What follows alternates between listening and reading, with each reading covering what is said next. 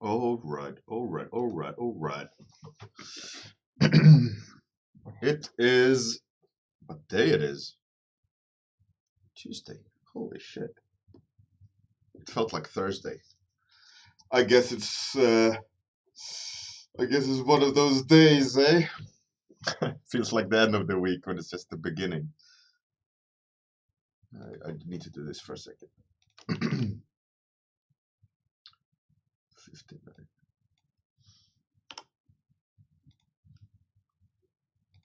There you go. Hey, Captain Balzar. Ooh, how's it going? Hey, Atski. Concept Sam Bruno Romanos. So I'm gonna paint a little bit on this one today. I felt like I should spend some more time on it. I like the general idea. I don't like some of the decisions I made. So I want to try to. One of the issues, number one, is there's not enough material variation. It's just metal. So what I want to do is add variation. Even though maybe probably everything should be metal, everything feels like the same kind of metal or same treatment. So I want to switch that up. Also, I'm not happy with the face at all. So I'll spend some time on this one today. I feel like it has potential. I don't like the hands either. This is kind of. I think I'll put a swords in the hands. Hey Janae, how's it going? Zialin, good morning, Dr. Sheldon. Yeah, back to the mech. Hey Loma, how's it going? Without further ado, let's start. Start. So yeah, that's my game plan for today. I wanna switch it up a bit. I like it. I think it's a good um, addition to the dark fantasy series. I just want to make sure it's as strong as it should be. You know,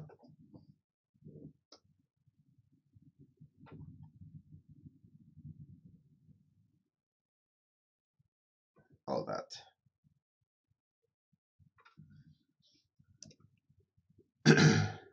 Hey, Concept Sam. My weekend, it was okay. It was okay. If you guys remember, I had issues with not issues, but a friend kind of said some stuff a few weekends ago that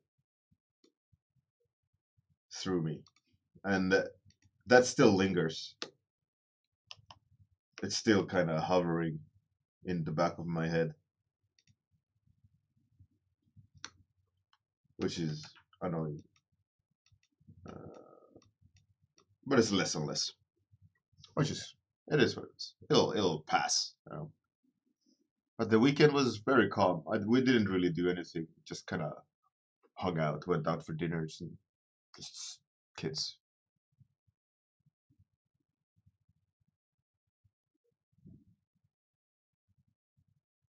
Oh, Morphea, you mean the dark fantasy stuff? Yeah, it's good fun. It's a good series. I'm having a lot of fun with it. I'm glad that you're back, Morphea.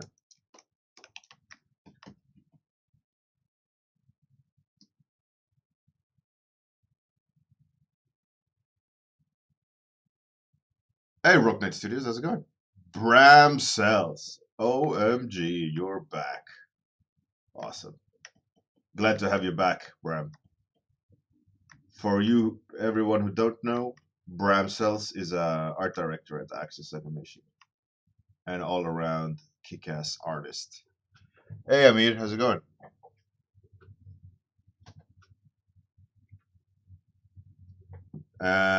Bruno, what do I think about working in a games, I guess, concept, like a concept artist without getting paid?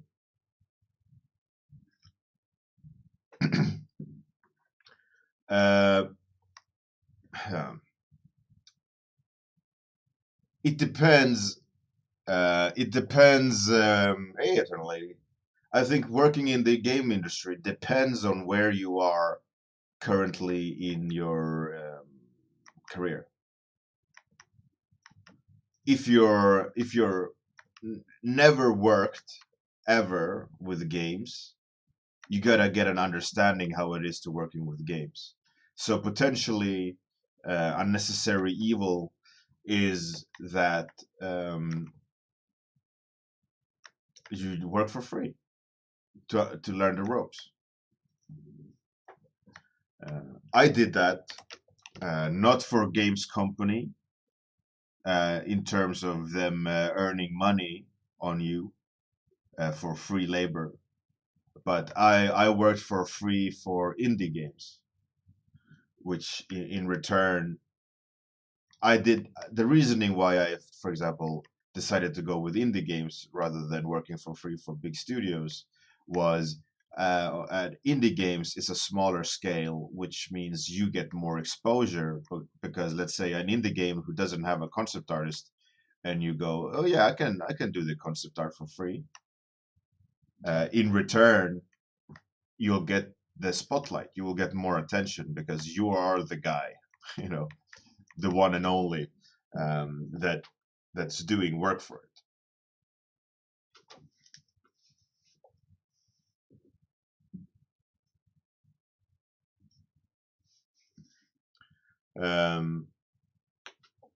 So in that way, um, working for free, it's not a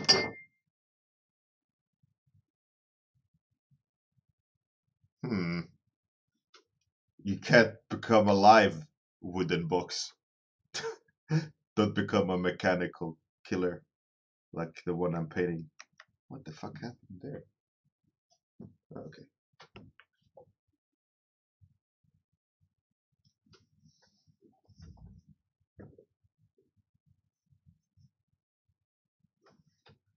No, it's a wooden box, I think, with four pegs in the corners, so the lid is locked.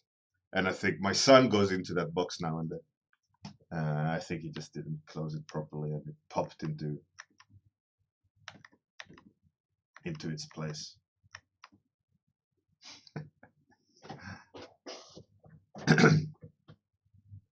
Yeah. So back to the point. In that sense, you get exposure. You also get experience.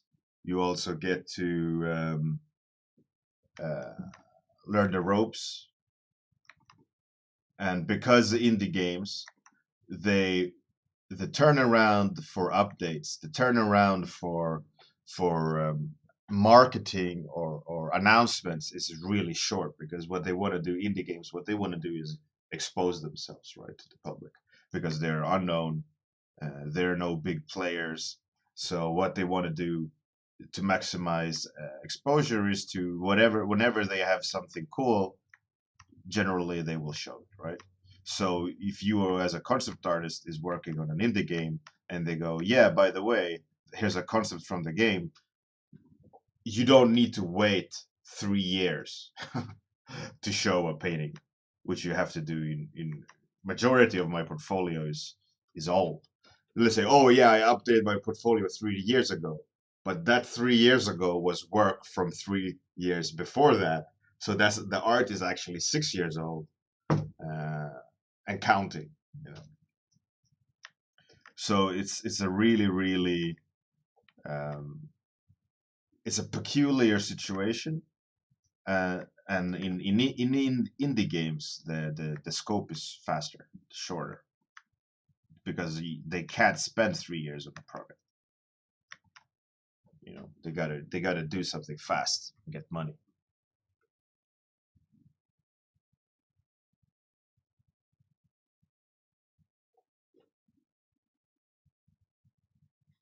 Um, Onyx 64, yeah, horrible. Bruno Romanos, but the thing is, eyes die. It doesn't matter if you put dates on your artwork. A good idea is a good idea 6 years down the line, or it's not a good idea 6 years down the line. You know. it doesn't matter what day of the year or what year you had the painted the painting. The idea is, was the painting good, or was the idea good, or you know, could have you done could have you done better? Could have you done better? Is that how you say it? No.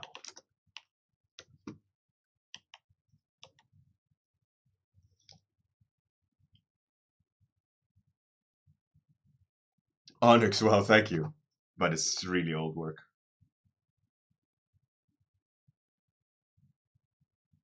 Hey, Cameron Brown, what up, yo? Rock Knight Studios. Well, yeah, the thing is, I did an indie game. It took almost 2 years to make. First year was mismanaged of time.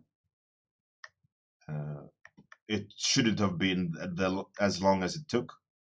Um, and we used Unity. We did a 3D based pixel game. We sold it. It started really well. It had unfortunate reviews, and we corrected the negative points in the reviews really fast. But um, Google, we paid for 2 tickets to change it, within 24 hours, but it didn't get changed until 2 weeks later. And during those 2 weeks, each review uh, um, gave the same negative points in the game, so everyone just started perpetuating the bad reviews.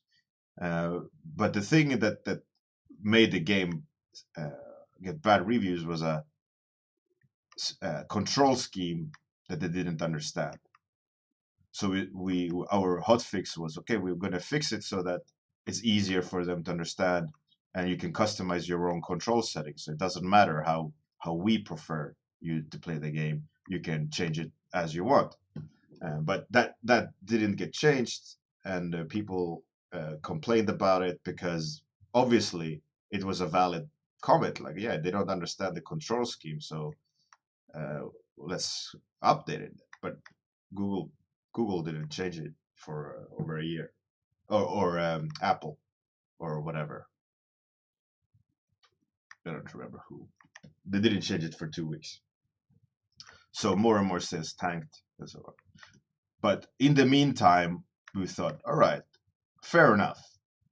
The problem was corrected a little bit too late. Our sales hurt. So what we're gonna do? This was like a year in, right? So we had another year of production. So, or less than a year. So what happened was, okay, um, we're gonna do episode 2, right? So we started working on episode 2. I did as per usual, I did all the art. Was a technical artist, 3D artist, who helped implementing it and so on. And then we had the programmers who programmed everything into the episode 2, right? So we did the episode 2. That was finished. And Unity did a massive rehaul of the engine without warning for us.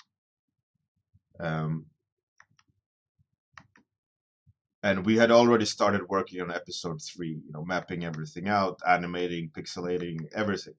And when Unity updated the engine, we were struck by the horrible realization that in order for us to,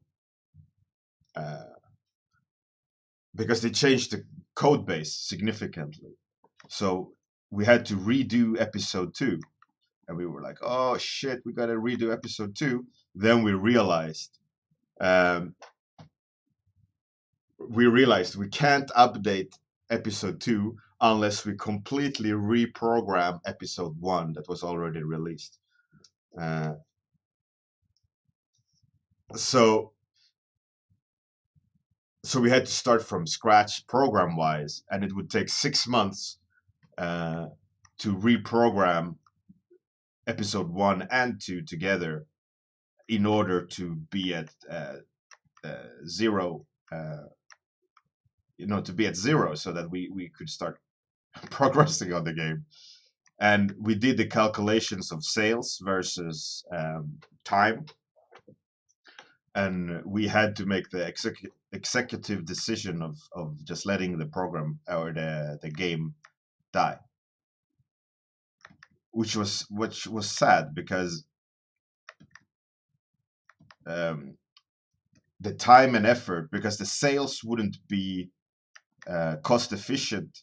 It would be too much of a gamble of saying, okay, we're going to spend another 6 months on something that might not sell that well, right? So 6 months versus sales. What you know what how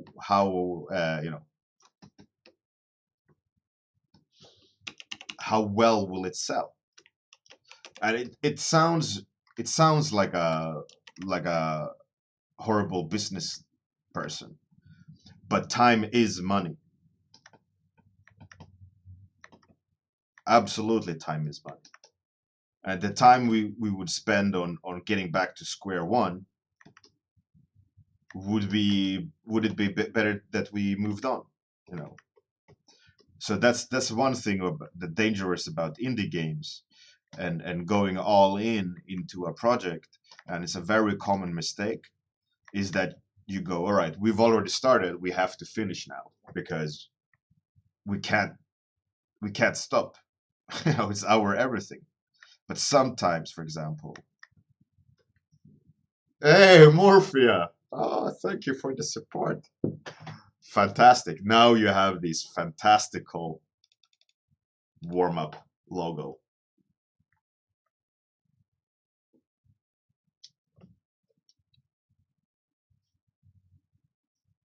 So my point being, to wrap up that point I was getting to, was sometimes as an indie, and everything is a lot more dynamic and explosives versus big time studio, because a lot of people that you don't see are making these decisions constantly. They have constant meetings about is this the best marketing strategy? What features do we need to do in order to maximize sales? How fast can we get this done? Tech dependencies, all these things which we don't think about as a random player or as a concept artist. We just think like, why aren't they making cool stuff? you know, it's just not that simple, because the bigger the project, the more complicated the factors, right? And the less of an easy answer there is. But if you're indie, like I said, the turnaround is way faster. Everything is this span is lifespan of a decision is shorter.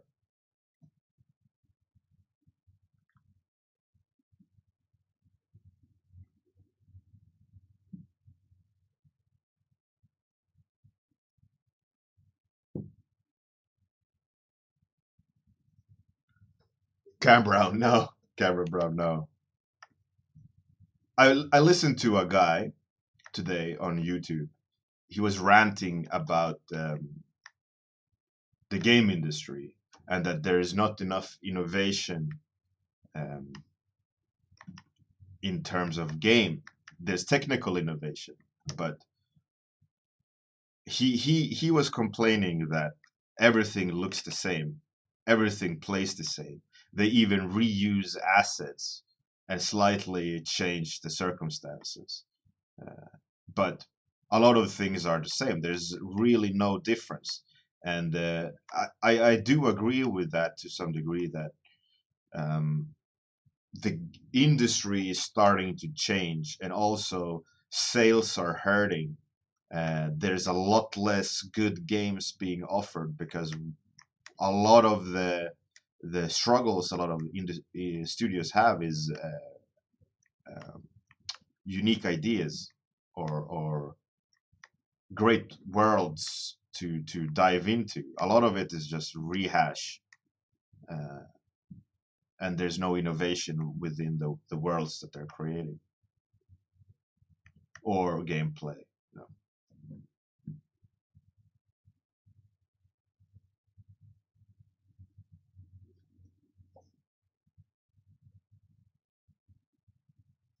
Rock Knight Studios. Well, the thing is, yeah, you're saying you're doing it for 5 years. Maybe that's fine, as long as you guys can keep floating. But the sum of it all is it for you to reap rewards for the game, or is it the game is arbitrary? It's the journey and the support you get on the journey that is the purpose of the business.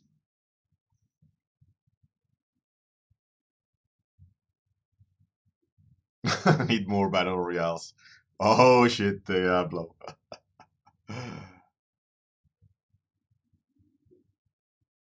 um, well, concept Sam, Days Gone and Last of Us 2. Yeah, it's harder to tell them apart because they breach a lot of the same concepts. Visually, they are pushing the envelope. Gameplay wise, Last of Us 2 I haven't played, but I'm assuming it's way more basic, generic. It looks like it, but with upped the violence, right? And Days Gone feels one-dimensional in that sense of gameplay. There's nothing new there, at least not what I've seen.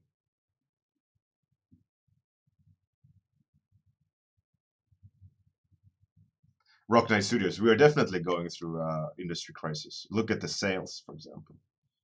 Stocks of all the major publishers. They're releasing unintuitive or not pushed games. They're very repetitive, same old crap in a slightly new skin. There's no, there's really no innovation there. And those who do innovate, they stand out instantly.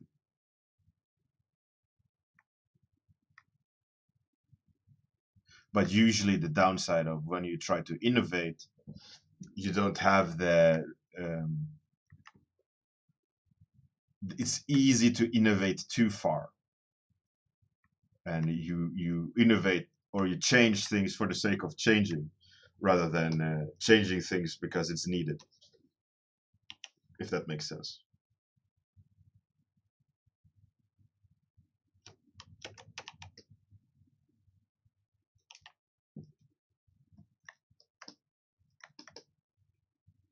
Like, oh yeah, we're going to make a crazy game, let's do everything crazy, and you're alienating the player or you're alienating the potential customers because they have no idea what it is because you've just went full ham, right?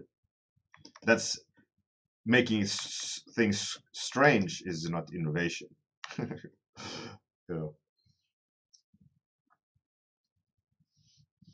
Concept Sam, absolutely, absolutely. That's why it became one of the biggest new things, right? But now everyone is doing it, and now everyone is rehashing, and it's not interesting anymore.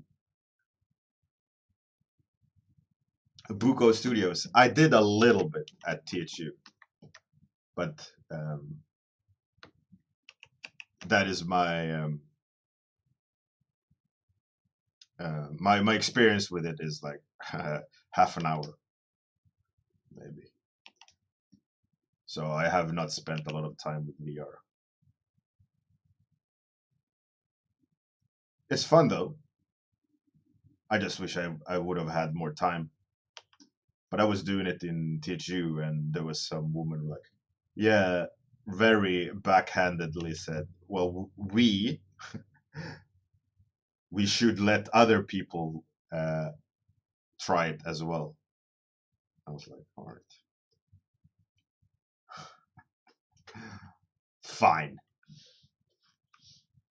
So I just left. But it seemed fun.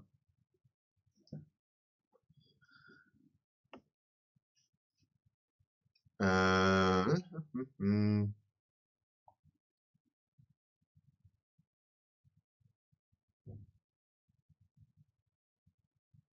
eyes die. There you go. There you go. There's the answer right there. Bram cells, absolutely, absolutely. But that's the thing about like being creative and innovative and having the restriction ability to restrict yourself to what's actually purposely innovative narrative or innovative idea rather than just throwing everything into the bucket and just shake the bucket and say this is something new, or people with money that goes, oh no, we're not going to do anything crazy because we tried it with project X and it was the bucket analogy. uh, and then they go, it didn't go well, we don't want to do that again. So what have sold in the past? Oh, Terminator have sold, let's do another Terminator. Let's see how much it costs to buy the license for Terminator versus production cost of making a movie. Can we make the movie at the lower price so that we can potentially earn more money? Yes, no, okay, that's safer, let's go with that. That's the whole thing.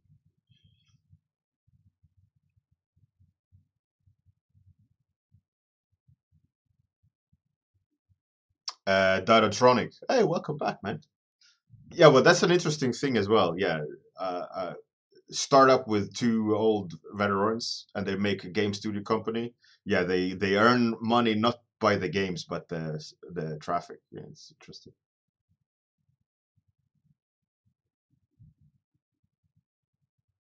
Hey, Cosmoverse, that's good. Cameron Brown. Yeah, absolutely.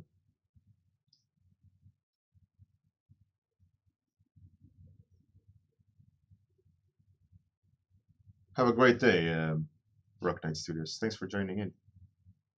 Good luck today.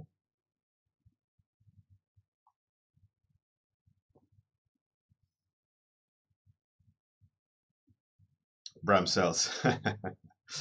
Yeah.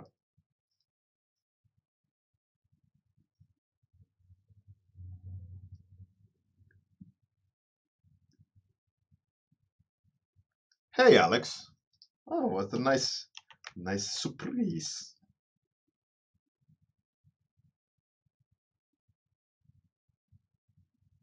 Absolutely, Heath. That's a is an absolutely valid point, and that's a point that, um, as a creative, you don't want to think about, and you push for the agenda of being creative. Not you, but artists, and that doesn't necessarily translate to sales. There's so much psychology behind being creative, uh, that a lot of people can be creative. Very few can be creative in a way that communicates with masses. Like Bobby Chu had a really interesting stream yesterday, I think, about what makes art memorable. Like what makes something go viral. Like why would you share a post, right? Kind of like that was the sum of it. And they of course went into more depth, but they went through their pieces and said like, oh, what's this, why did this little cute alien have more viral success than this, and so on and so on. It was quite an interesting point.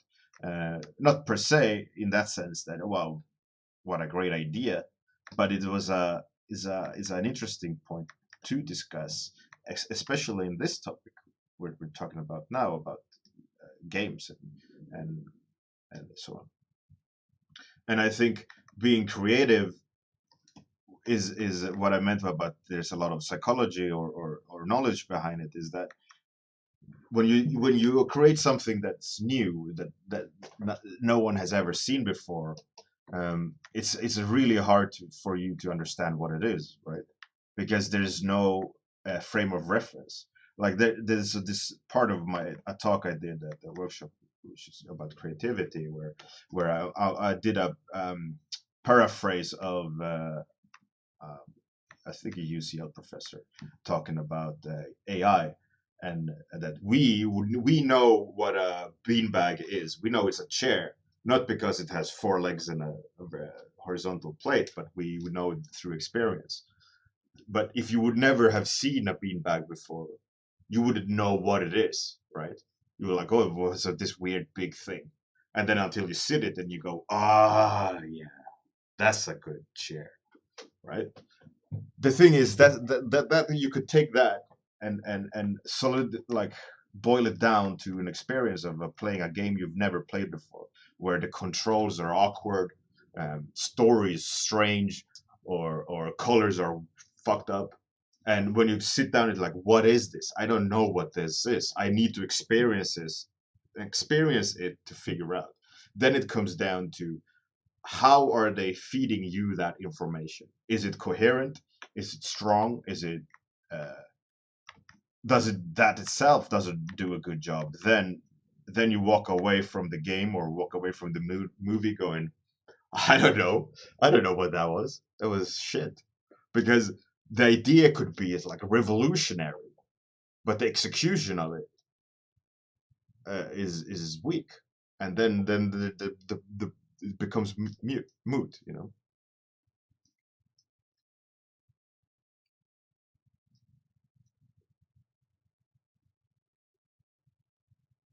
Buko Studios regarding movies. I think movies are not movies anymore. I think movies, a lot for the longest time it's been um, impressions rather than movies.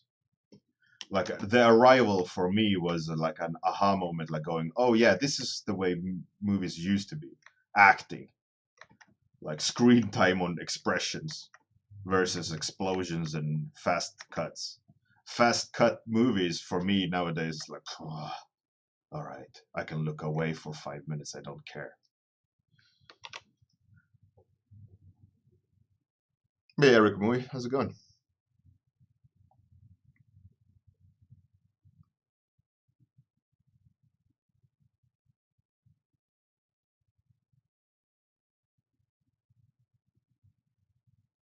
Cameron Brown, I don't agree with that statement that it's the fault of higher ups. I think they are equally under pressure of being contained within frames of everyone. I've worked with really high creative art directors, and they're slaves to the people with the money, because there's way more money people than creatives that can make a call.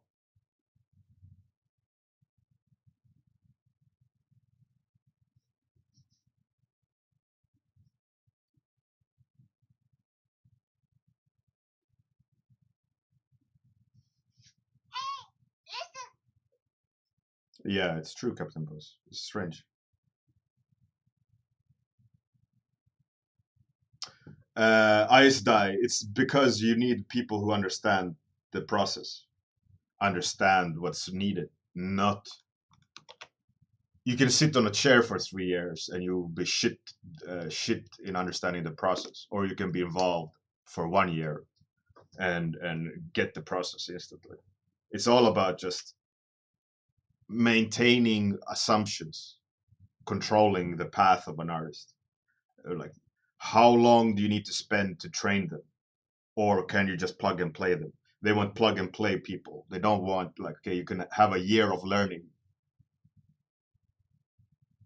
so you can get those 3 years on your own. Make an indie game, make a mod, uh, whatever. It doesn't matter. They just need to understand that you understand.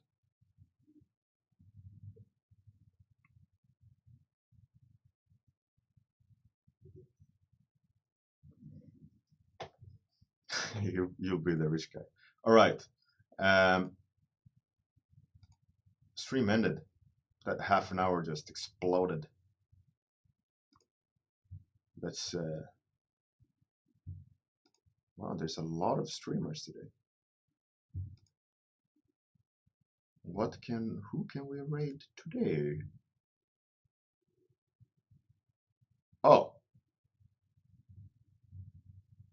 let's raid Tim. He's doing Max Grick 3D.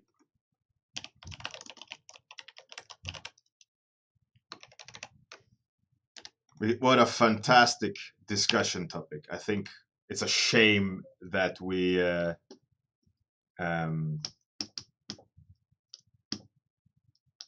to end it, but alas, I need to work.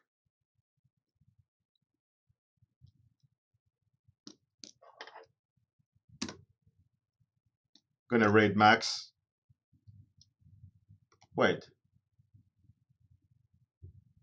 Why did I write Max? We're not gonna raid Max because he's offline. We have to cancel the raid. Why did I write Max? Oh yeah, because Tim is making Max. Buka Studios. Yeah, thank you. It needs a lot more work.